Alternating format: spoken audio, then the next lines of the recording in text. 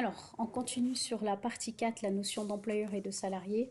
Ce qu'on peut dire sur la notion d'employeur, c'est qu'un employeur, finalement, c'est celui ou celle qui donne un travail à accomplir sous ses ordres stricts.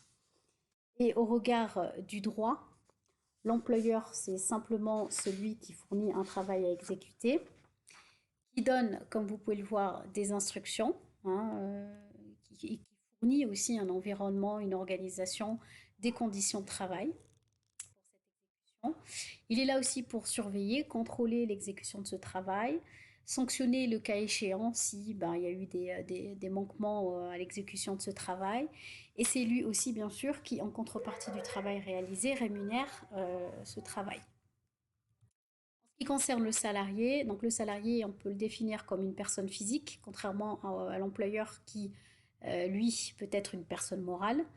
Donc c'est donc le salarié une personne physique liée à un employeur par la conclusion d'un contrat de travail. C'est ce qui fait le lien finalement entre ces deux entités.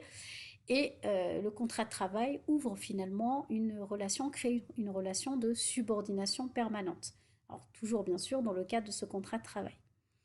Donc le salarié dispose légalement ou de façon conventionnelle un certain nombre de droits. Alors légalement, ça veut dire que c'est le droit du travail qui lui donne, ou de façon conventionnelle, la convention, je vous rappelle que c'est un contrat, ou alors comme le contrat lui donne un certain nombre de droits qui sont attachés à son statut de salarié. Donc par exemple, je vous en donne un petit éventail: l'information, l'expression, le paiement d'un salaire minimum en fonction de l'emploi occupé, ou encore la limitation de la durée du travail. Alors, il a à côté de cela des devoirs. Donc ces devoirs en contrepartie, c'est tout simplement fournir le travail attendu selon les instructions données et fixées par la réglementation, et ainsi que par le contrat du travail.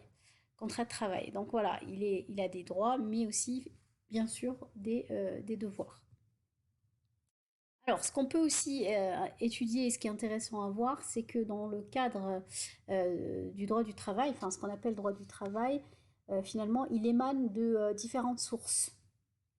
Et ces sources sont de différents ordres. Donc, on a les sources internationales, les sources plutôt communautaires qui relèvent de l'Union européenne, les sources nationales, et puis des sources professionnelles. En ce qui concerne les sources internationales, on a on va dire un organisme, l'OIT, l'Organisation internationale du travail, qui, alors entre parenthèses, siège en Suisse, qui est une agence spécialisée de l'ONU, créée en 1946, qui a pour finalement objectif d'unifier les règles finalement considérées comme essentielles afin de promouvoir la justice sociale dans le monde, et avec un objectif qui est vraiment l'amélioration des conditions de vie et de travail.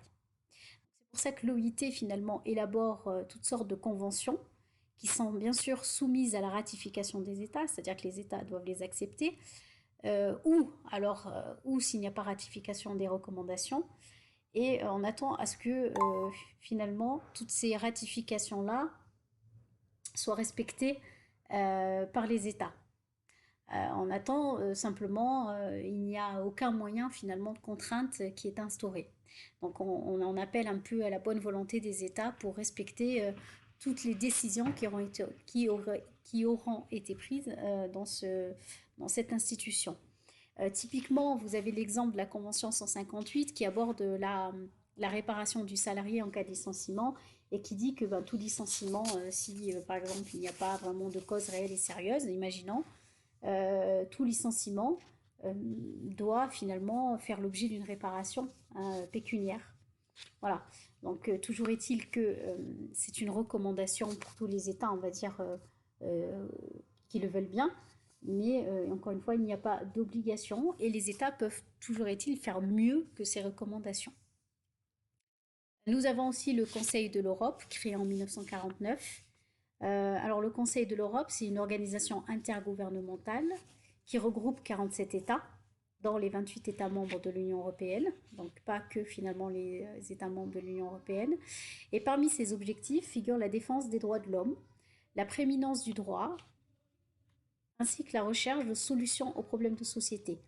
Donc, certaines conventions portant sur les grandes libertés fondamentales sont signées en son sein finalement, comme par exemple la Convention de sauvegarde des droits de l'homme et des libertés fondamentales de 1950, dans laquelle figure la liberté syndicale, l'interdiction du travail, ou encore la Charte sociale européenne de 1961, qui émane des principes généraux, euh, qui, euh, qui a finalement fait émerger des principes généraux comme le droit au travail, le droit à la santé, le droit à des conditions de travail et à une rémunération équitable, le droit syndical ou encore le droit de grève. Donc finalement, voilà, c'est un organisme, le Conseil européen, qui essaye aussi d'apporter, on va dire, sa pierre à l'édifice au niveau de la construction du droit du travail. Nous avons aussi des sources communautaires, comme les traités européens. Alors, les traités européens donc, contiennent des dispositions généralement sociales.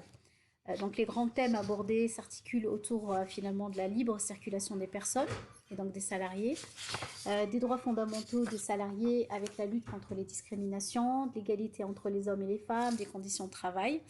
On a par exemple une directive, comme exemple la directive qui a donné droit à 20 jours de congés payés annuels. Toujours est-il que les pays peuvent toujours faire mieux, mais quoi qu'il en soit, cette source-là est là pour faire, pour donner une, on va dire un cadre, un socle au droit du travail. Nous avons aussi la charte des droits fondamentaux de l'Union européenne. Alors cette charte, finalement, elle a commencé à émerger en 1989 et elle a pris, on va dire, beaucoup de poids en 2007. Donc ces chartes, finalement, c'est le fondement elle se base sur de nombreuses directives, comme par exemple l'obligation d'informer le travailleur, le droit, le travail des enfants, elle encadre beaucoup le travail des enfants, le comité d'entreprise européen, tout ce qui est protection des femmes enceintes, tout ce qui est aussi protection en cas de licenciement injustifié, conditions de travail justes et équitables. Donc elle est aussi venue pour poser un cadre au droit du travail. Finalement, ces différents thèmes sont repris dans des directives, des règlements communautaires qui s'imposent aux États membres. Voilà. Donc quand c'est international, je dirais que c'est plutôt des recommandations et quand on est au niveau communautaire européen, on commence à rentrer finalement dans des thèmes qui s'imposent aux États membres. Voilà. On a aussi, on peut le dire, la Cour de justice de l'Union européenne qui, par sa jurisprudence, finalement, apporte elle aussi, finalement, un cadre au droit du travail. Et elle est saisie généralement en cas de litige, quand son application au niveau national pose un problème. Voilà. En ce qui concerne la jurisprudence, si je pouvais vous donner une définition, c'est la difficulté finalement pour le droit de tout encadrer, finalement le droit ne peut pas tout prévoir, il est des fois flou, voire complètement absent au niveau de certaines situations que peuvent rencontrer les gens, hein, les communs des mortels. Et finalement, le problème du juge, c'est qu'il ne peut pas décider que comme le droit n'a rien prévu, il décide de ne pas juger. Il est obligé de juger. Et le fait de juger des situations nouvelles non prévues par le droit ou qui sont encore floues au niveau du droit, eh ben, ça crée une jurisprudence qui va pouvoir être utilisée quand d'autres situations se répéteront. Voilà, à ce moment-là, la jurisprudence peut être invoquée en disant il y a eu la même situation, tel endroit, tel tribunal, et en l'occurrence, on va utiliser cette jurisprudence pour juger de façon similaire ou s'approcher du jugement qui a été rendu avec cette jurisprudence.